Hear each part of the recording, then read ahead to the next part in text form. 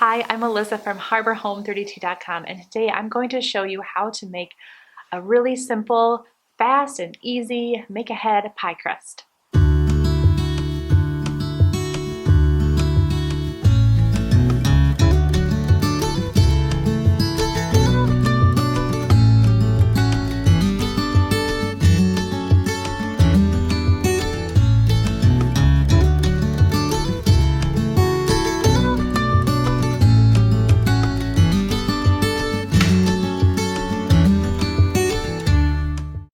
One of the things I love about cooking from scratch is that I know exactly what's in my food. When you buy something at the store, there's usually the typical ingredients, like for a pie crust, for example, butter, flour, but there's a bunch of other ingredients and preservatives that you may not know what they are.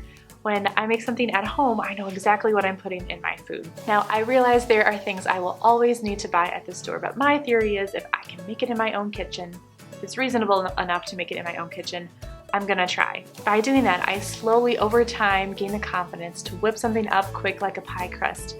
And that's one less thing than now that I don't have to rely on the store or someone else to make for me. And it usually saves you some money. Flour, especially a pie crust, flour and butter are so cheap, and it costs almost nothing to make your own pie crust. So if you have a holiday party or a Christmas party or another gathering coming up that you want to make something for, consider making this pie crust. It is actually super simple. They sound daunting, but there are no star bakers from the Great British Baking Show in this kitchen. It's just an average girl and her butter.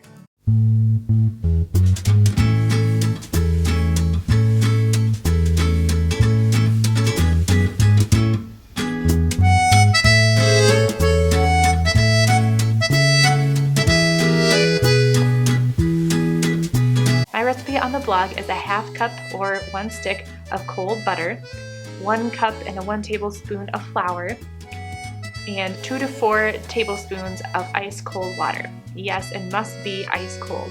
This allows the butter, after it's been mushed in your hand and softened, to harden back up, but only just for a little bit, to make it more of a good hard consistency that you can roll out. So I measure out the flour, cube the butter into a big bowl, and you squish. It's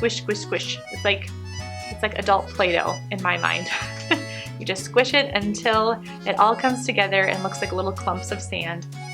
Then you put in ice cold water, 1 tablespoon at a time.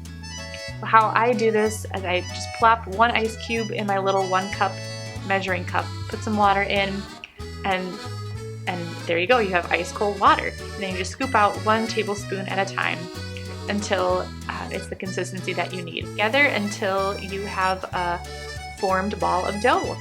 Then all you have to do is flatten it and then wrap it in some cling wrap and put it in the fridge. I put mine in the fridge for up to 2 days before I need to use them. I actually rarely ever use the pie crust the day I make it because it's such an easy thing just to put together, put in the fridge, kind of prep, and then the next day or 2 days from then when you need to make a pie or a homemade pot pie or something, you can just take it out and use it. I don't recommend making this more than 3 or 4 days or more than 2 days in advance. If you do 3 or 4, they tend to get a little bit more dried out. So if you're someone that does a lot of kitchen prep, I would still make it only a few days before you need to use it.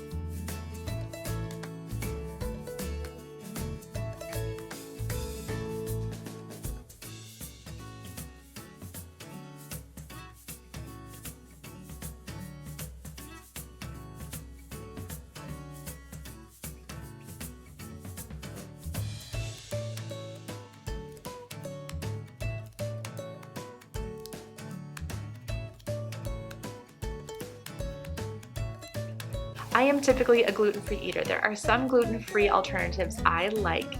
There is a gluten-free mix from Bob's Red Mill that I have made before.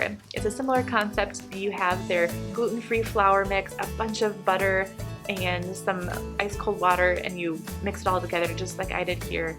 And you can set it aside for a day or two. I have made those before and I do like them. I also really like sourdough breads of many kind, but you can also make a sourdough pie crust. How you would do that is you mix in the flour and the butter just like I did here, and then you add in some sourdough starter and let it ferment for up to 24 hours. That way it breaks down the gluten a little bit more, breaks down the grain, so it's easier for your stomach to digest. That's one of the reasons I like sourdough. I hope you guys can see how fast and easy this was to make. I hope I gave you confidence to try this in your own kitchen. Really, it is so simple. Thank you so much for watching this video. Please hit the subscribe button so you don't miss out on any upcoming videos on whole food cooking, simple living, and hospitality. Thank you so much for ringing the doorbell at 32 Haverhill. Bye!